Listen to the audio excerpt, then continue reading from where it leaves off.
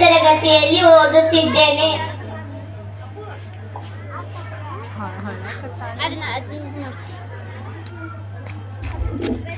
ಕಳೆದುಕೊಂಡಿದ್ದನ್ನು ಪಡೆಯುತ್ತೇನೆ. ನಾನು ಮದುವೆಯಾಗುವುದಾದರೆ ನನ್ನನ್ನು ಗೆದ್ದು ತಂದ ಭೀಷ್ಮನನ್ನು ಮಾತ್ರ.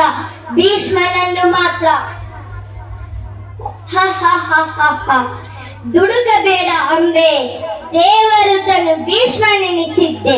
ತನ್ನ ಲೋಕೋತ್ತರವಾದ ಪ್ರತಿಜ್ಞೆಯಿಂದ ತಂದೆಗಾಗಿ ಹೆಣ್ಣನ್ನು ತರುವಲ್ಲಿ ನಾನು ಹೆಣ್ಣುಗಳಿಂದಲೇ ದೂರನಾದೆ.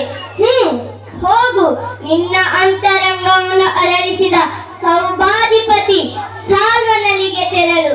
ನೀ ಬರುವ ಹಾದಿಯಲ್ಲಿ ಆತ ಹೂ ಚೆಲ್ಲುತ್ತಾ ನಿನಗಾಗಿ ಕಾದಿರಬಹುದು.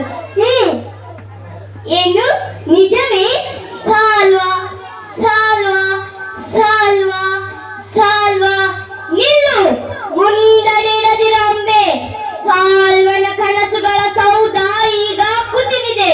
ನಿನಗಾಗಿ ಮೀಸಲಿಟ್ಟ ಅಂತರಂಗದ ಕದ ಈಗ ಮುಚ್ಚಿದೆ. ಭೀಷ್ಮನಿಂದ ತೊರೆದ ಅಂಬೆಗೆ ಇಲ್ಲಿ ಅವಕಾಶವಿಲ್ಲ. ಹೂವಿಂದ ಹೂವಿಗೆ ಹಾರುವ ದುಂಬಿನಿ, ವ್ಯಭಿಚಾರಿಣಿ.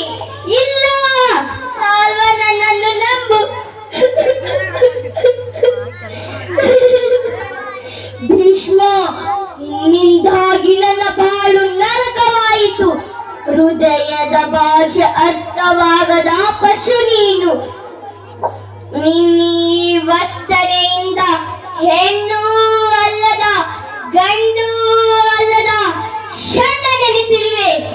ಈ ಜನ್ಮದಲ್ಲಿ ಸಾಧ್ಯವಾಗದಿದ್ದರೇನು ಮುಂದಿನ ಜನ್ಮ ಇರುವುದೇ ಆದರೆ ಹೆಣ್ಣು ಅಲ್ಲದ ಗಂಡು ಅಲ್ಲದ ಮತ್ತೊಂದಾಗಿ ಬಂದು ನಿನ್ನನ್ನು ಕೊಲ್ಲುತ್ತೇನೆ ಭೀಷ್ಮ.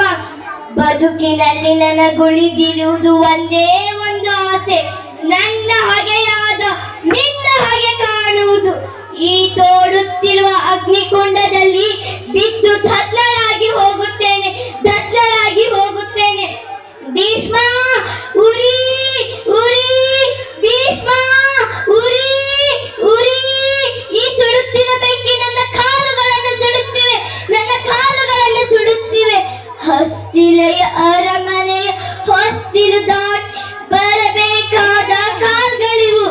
ಆದರೆ ನೀನು ನನ್ನನ್ನು ವಂಚಿಸುವೆಯಾ? ಕೇಳು ಭೀಷ್ಮ, ದ್ವೇಷದ ಕಿಚ್ಚು ಹೊತ್ತಿಸುವ ಹೆಣ್ಣೊಬ್ಬಳು ನಿನ್ನ ಮನೆಯ ಹೊಸ್ತಿಲು ದಾಟಿ ಬರಲಿ.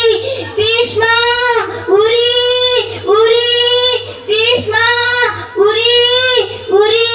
ಈ ಸಿಡುತ್ತಿರುವ ಬೆಂಕಿ ನನ್ನ ತೊಡೆಗಳನ್ನು ಸುಡುತ್ತಿವೆ. ಇದೇ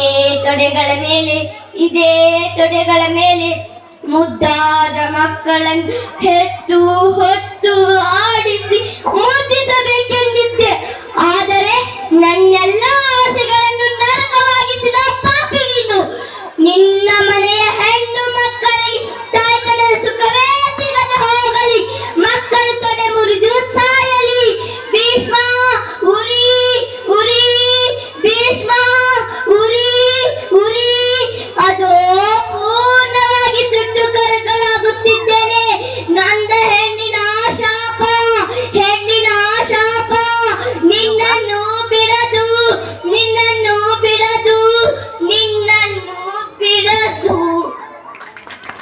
ಧನ್ಯವಾದಗಳು.